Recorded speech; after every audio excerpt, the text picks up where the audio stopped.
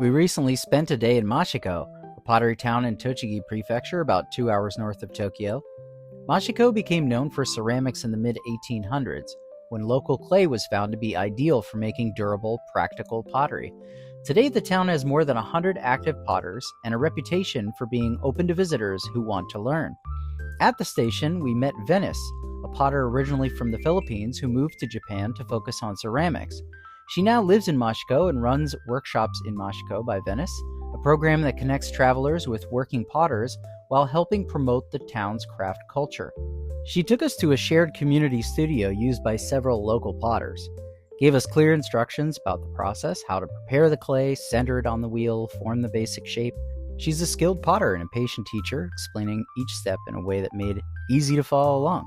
I had hoped my high school pottery class would all come rushing back as soon as I touched the clay, but it didn't.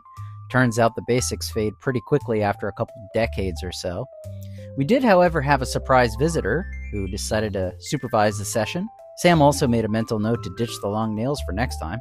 But the wheels were set up with enough clay that if we made a mistake, we would just cut it off and start another one. After a few attempts, we each managed to make a couple of small pieces. We picked out glazes and left our contact information so the studio could trim, glaze, and fire them. Once finished, they'll be shipped to our home in Tokyo.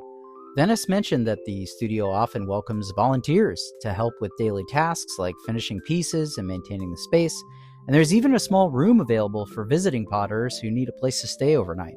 We then took a break at a local cafe that serves seasonal dishes made with ingredients from nearby farms, and then headed back into town to Iwashita Climbing Kiln. We learned about noborigama, or climbing kilns, which were built along slopes so heat from a wood fire could move through several chambers at a gradient.